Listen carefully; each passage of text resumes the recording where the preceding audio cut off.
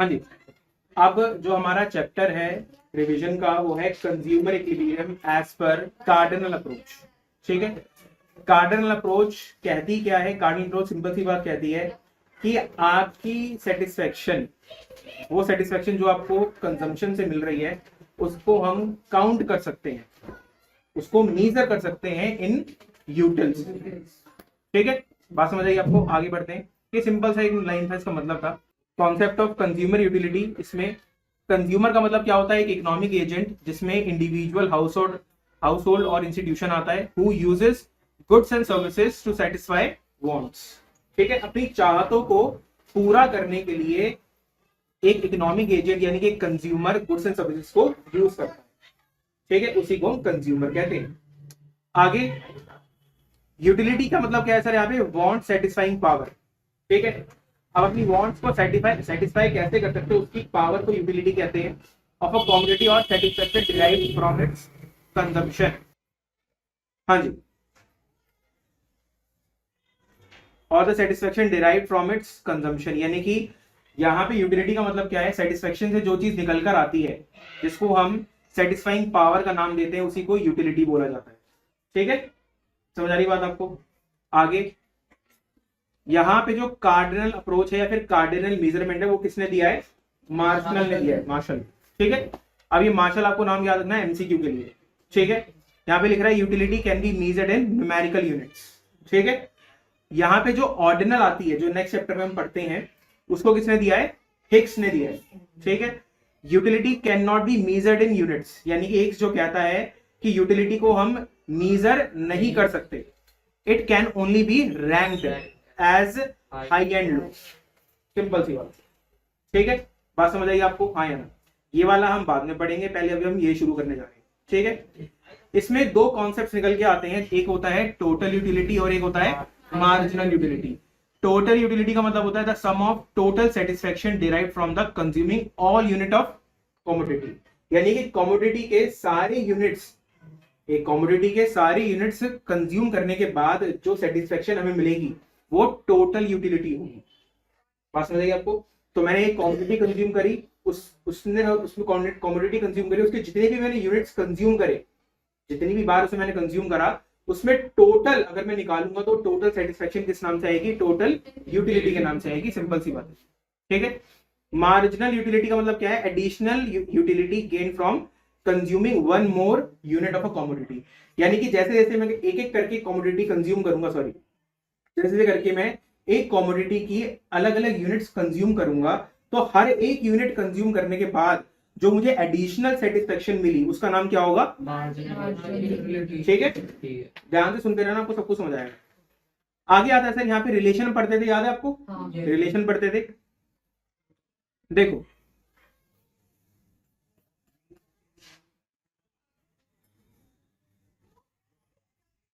यहाँ पे हम ग्राफ बनाते थे टोटल यूटिलिटी और मार्जिनल यूटिलिटी के रिलेशन के लिए। ठीक है, यहाँ पे कैसे निकलता था? देखो ऐसे होता था, फिर इसी के नीचे से हम क्या बनाते थे?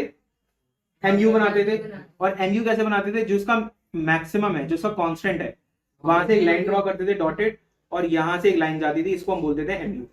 ठीक है, आई बात समझ? यही चीज यहाँ पे इन पॉइंट्स में लिखी है। यहाँ पे टी यू इंक्रीज हो रहा है as long as MU is positive, यानी कि हमारा टी यू इंक्रीज हो रहा है, ये जो पोर्शन दिख रहा है आपको, ये डॉट से लेके यहां तक का ये सारा, ये टी यू हमारा इंक्रीज हो रहा है, और जब तक टी यू इंक्रीज हो रहा है हमारा एमयू क्या है बेटा? पॉजिटिव है। ठीक है, आगे यहाँ पे T U is maximum when MU is 0, तो यहाँ पे टी यू मैक्सिमम हो गया इस पॉइंट पे। जब ये टी यू मैक्सिमम हुआ तो एमयू हमारा क्या हो गया? 0 हो गया, बात खत्म हुई। ठीक है, अच्छा आगे टीयू ने गिरना शुरू करा, टीयू डिक्लाइंस हुआ तो एमयू क्या हो गया बेटा? नेगेटिव हो गया। वही चीज है, यहाँ से टीयू गिरना स्टार्ट हुआ और एमयू नेगेटिव हो गया। ठीक है जी, कहानी खत्म। यहाँ पे MU, sorry, diminishing MU implies that है TU increasing at decreasing rate, यानी कि जब एमयू डिमिनिश हो रहा हो, गिर रहा हो, तो उसका क्या मतलब होता है? इसका मतलब होता है टीयू इंक्रीज तो हो रहा है लेकिन धीरे धीरे। कहानी खत्म किया। ठीक है, आगे बढ़ते हैं। Law of diminishing marginal utility का मतलब क्या होता है? states that as more standard unit of a commodity are consumed continuously, the marginal utility derived from each additional unit must be declined. इसका मतलब क्या है? देखो बहुत सिंपल सी, कि जैसे जैसे आप अपनी कंजम्पशन को कंटिन्यू करते चलोगे आपकी सेटिस्फेक्शन डिक्लाइन होना शुरू होगा, मैक्सिमम से शुरू होगी और डिक्लाइन होती जाएगी, फिर कहां पहुंचेगी, जीरो, अगर आपने कंजम्पशन नहीं रोकी। ठीक है, और उसके बाद भी अगर आप नहीं रोके तो आपकी सेटिस्फेक्शन है वो कहां चली जाएगी, नेगेटिव में चली जाएगी, आपका एमयू नेगेटिव में चला जाएगा। इसमें दो तीन बातें निकल के आती है सर, जैसे क्या, फर्स्ट थिंग फर्स्ट, एक स्टैंडर्ड यूनिट। स्टैंडर्ड यूनिट का मतलब क्या होता है सर, हर किसी का कंजम्पशन का एक पैटर्न होता है। ठीक है, जैसे आपको मैंने बताया था क्लासेस में कि कोई चावल चम्मच से खाता है, कोई हाथ से खाता है, तो जब तक वो किसी को अपना एक स्पेसिफिक पैटर्न नहीं मिलेगा तब तक उसकी सेटिस्फेक्शन शुरू ही नहीं होगी। ठीक है, तब तक उसका मन ही नहीं भरेगा। ठीक है, और जो कंजम्पशन है वो क्या होनी चाहिए बेटा, कॉन्टिन्यूस, यानी इसके अंदर ब्रेक नहीं होना चाहिए। अगर आपने अभी कंजम्पशन शुरू करी है तो उसको अभी पूरा खत्म करके आपको उठना पड़ेगा। अगर आप कंजम्पशन में ब्रेक लगाओगे तो आपको सेटिस्फेक्शन नहीं मिल पाएगी। बात समझ आएगी आपको, हाँ या ना? कोई दिक्कत? यहाँ पे देखो अजम्पशन में वही चीज लिखी है, कंजम्पशन ऑफ स्टैंडर्ड यूनिट। ठीक है, जैसे क्या होता है sir, a cup of T और नॉट अ स्पून, यानी कि सर चाय कप में दी जाती है, चम्मच की नहीं होती चाय। समझाया ना, मैंने बताया था ना आपको कि अगर आपको पानी कोई चम्मच से पिला रहा है तो आपकी प्यास नहीं बुझेगी। ठीक है, और अगर एक छोटे बच्चे को अगर आप पानी गिलास से पिला रहे हो उसकी प्यास नहीं बुझेगी, क्योंकि छोटा बच्चा उसे चम्मच से पानी पिलाना पड़ेगा जो गोद में होता है। ठीक है, तो सबका स्टैंडर्ड ऑफ कंजम्पशन अलग होता है। आगे जो कंजम्पशन है वो कॉन्टिन्यूस होनी चाहिए, डिफरेंट टाइम्स में नहीं होनी चाहिए कि आज शुरू करी फिर 1 घंटे बाद फिर अगले दिन, ऐसा नहीं होना चाहिए। ठीक है, लगातार आपकी कंजम्पशन चलती रहनी चाहिए। आगे आता है सर यहाँ पे consumer equilibrium, a stage where a consumer derives maximum satisfaction from their income and a market price with no desire to change the expenditure, यानी कि वो कह रहे हैं यहाँ पे जो आपका एक्सपेंडिचर पैटर्न है वो फिक्स है, उसके साथ आपको क्या चाहिए, मैक्सिमम सेटिस्फेक्शन चाहिए। आपको मैक्सिमम सेटिस्फेक्शन चाहिए, इनकम आपकी गिवन है और खर्चे का जो पैटर्न है वो आप चेंज नहीं कर रहे हो। ठीक है, तीन चीजें यहाँ पे समझनी है हमें कि सेटिस्फेक्शन कैसी चाहिए, मैक्सिमम, और इनकम हमें पता होनी चाहिए, गिवन होनी चाहिए, और हमें जो एक्सपेंडिचर का हमारा जो पैटर्न है वो हमें चेंज नहीं करना। सर एक्सपेंडिचर का पैटर्न क्या होता है, जैसे मान लो अगर आपने इनकम कमाई 100 रुपए, तो इसमें से आप 20 रुपए खर्चते हो, तो इसका मतलब हो गया 20%। ठीक है, कि यानी कि आप अपनी इनकम का 20% क्या कर देते हो, खर्च देते हो। सर ये पैटर्न आपका चेंज नहीं होगा। ठीक है, सिंपल सी बात है। कोई दिक्कत इसके अंदर, परेशानी हो रही तो बताओ। आगे आता है सर, इसी में अजम्पशंस आती है सर, एक हमें इक्विलिब्रियम अचीव करने के लिए हमें क्या होना पड़ेगा, रैशनल कंज्यूमर होना पड़ेगा। रैशनल का मतलब क्या होता है, लॉजिकल। ठीक है, कंज्यूमर को लॉजिक लगाना पड़ेगा। ठीक है, ताकि वो क्या कर सके, सेटिस्फेक्शन मैक्सिमाइज कर सके, ज्यादा सेटिस्फेक्शन ले सके। आगे आता है कार्डिनल यूटिलिटी का मतलब है satisfaction is measurable in numbers, यानी कि जो सेटिस्फेक्शन आपको मिल रही है वो मीजरेबल होनी चाहिए। ठीक है, जो सेटिस्फेक्शन आपको मिली उसको आपको मीजर करना आना चाहिए। बात समझ आई आपको? आगे इंडिपेंडेंट यूटिलिटी, यानी कि utility of one good is not affected by others, यानी कि एग्जांपल के तौर पे आप 2 गुड्स कंज्यूम कर रहे हो, तो जो गुड ए है उसकी जो ये सेटिस्फेक्शन है वो बी पे डिपेंडेंट नहीं होनी चाहिए। बात समझ आई आपको, है ना? Okay sir, constant MU of money, यानी कि इसका मतलब है constant marginal utility of money. इसका मतलब है sir the worth of rupee remains constant to serve a ideal measure. इसका मतलब बड़ा सिंपल सा है सर कि पैसा खर्चने में आपको सेटिस्फेक्शन कितनी मिलती है, पैसा खर्चने में आपको सेटिस्फेक्शन कितनी मिलती है। ठीक है, बात समझ आई आपको? यानी कि मान लो 1 रुपया खर्चने में आपको 1 रुपए की क्या मिलती है, सेटिस्फेक्शन मिलती है, मार्जिनल यूटिलिटी मिलती है। तो यही क्या है बेटा आपका मार्जिनल यूटिलिटी ऑफ मनी। ठीक है, तो अगर आप 10 रुपए खर्चोगे तो आपको 10 यूटिल्स का क्या मिलेगा, सेटिस्फेक्शन मिलेगा। ठीक है, आई बात समझ? तो एक तो हमारी कंजम्पशन है, हमारी सेटिस्फेक्शन किसकी है, खाने की, यानी कंजम्पशन की, गुड्स एंड सर्विसेज, और एक सेटिस्फेक्शन कौन सी है, पैसे की। बात समझ आई आपको? तो एक सेटिस्फेक्शन आपकी किसकी है, गुड्स एंड सर्विसेज की, एक सेटिस्फेक्शन किसकी है, पैसे की। बात समझ आई आपको? हाँ, आगे अगर देखें यहाँ पे, अगर हमारे यहाँ पे जो कंज्यूमर इक्विलिब्रियम में 2 अलग अलग तरह के केसेस आते हैं। पहला आता है बेटा यहाँ पे वन कॉमोडिटी केस, यहाँ पे यानी कि हम एक ही कॉमोडिटी क्या कर रहे हैं, कंज्यूम कर रहे हैं। ठीक है, अब कंज्यूम कर रहे हैं तो यहाँ पे क्या होना चाहिए बेटा, equilibrium is struck when the marginal utility of commodity in terms of money equals to its price. इसका मतलब क्या हुआ बेटा, यहाँ पे देखो, जैसे सिंगल कॉमोडिटी के केस में, ये हमारा केस 1 है जिसमें हम सिंगल कॉमोडिटी पढ़ते हैं, इसमें हमने क्या पढ़ा कि जो मार्जिनल यूटिलिटी ऑफ मनी है वो कितना है बेटा, 1 है। ठीक है, अब हमारे पास क्या गिवन होनी चाहिए, एक marginal utility of commodity x. ठीक है, ये हमें क्या होनी चाहिए, गिवन। ठीक है, और हमें क्या गिवन होनी चाहिए, प्राइस ऑफ गुड एक्स। ठीक है, ये हमें गिवन होना चाहिए, आया ना। अब इसी के साथ एक चीज निकल के आती है, that is MUX divide by PX equal to MUM।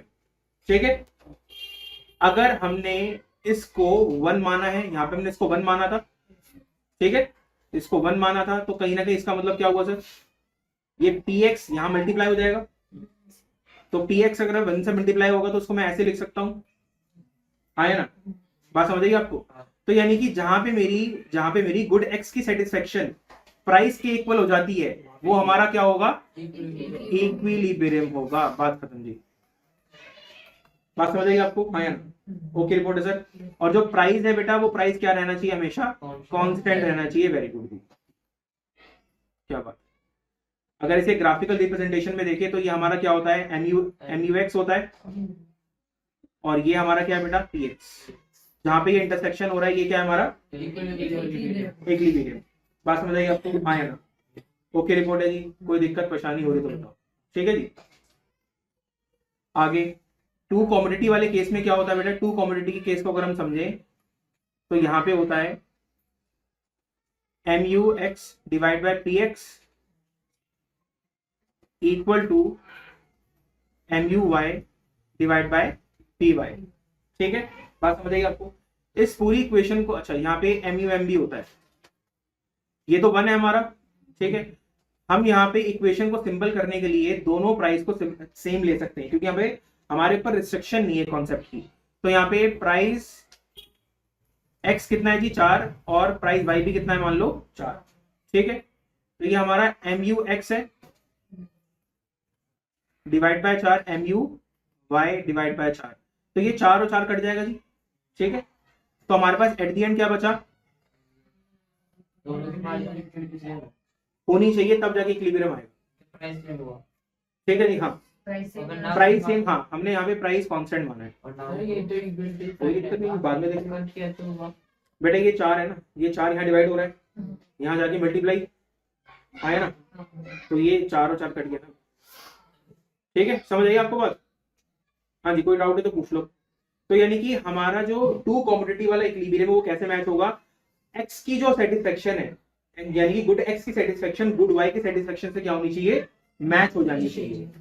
ठीक है, तब जाके इसमें हम क्या मानेंगे बेटा, इक्विलिब्रियम मानेंगे। हाँ या ना, बात समझ आई आपको, यही सिंपल सी चीज है। हाँ बेटा, हमने इक्वेशन अपने लिए मॉडिफाई कर ली ना, कॉन्सेप्ट हमें कहीं रोकता नहीं है। ठीक है, अगर आप अलग अलग रखोगे तो आप ही का कॉन्सेप्ट मुश्किल हो जाएगा, आंसर आपका आंसर मुश्किल हो जाएगा। तो जब कॉन्सेप्ट आपको नहीं रोक रहा है तो सिंपल चीज मानो ना, मैंने हमेशा बताया, जब कॉन्सेप्ट आपको नहीं रोक रहा है तो आप अपने लिए एक अच्छी चीज अज्यूम करो ना, एक आसान चीज अज्यूम करो, सिंपल करो, तो कम सिंपल करो। कॉम्प्लिकेटेड अजम्पशन क्यों करनी है, जब क्वेश्चन कुछ बोल ही नहीं रहा है, क्वेश्चन बोल रहा है तब फिर देखी जाएगी। ठीक है, आई बात, जब आपके पास फ्रीडम है अपना आंसर लिखने की तो आपको अजम्पशन भी सिंपल ही रखनी है। ठीक है, आई बात समझ। चलो यहाँ तक कुछ आपको समझना तो बताओ, ये सिंपल एक लिमिटेशन है कि ये लिमिटेशन यहाँ पे क्यों फॉलो हो रही है, मतलब यूटिलिटी में लिमिटेशन क्या है। सिंपल सी एक लिमिटेशन है कि हम अपनी सेटिस्फेक्शन को मेजर नहीं कर सकते, क्योंकि हमारे अंदर कोई मीटर तो लगा नहीं है।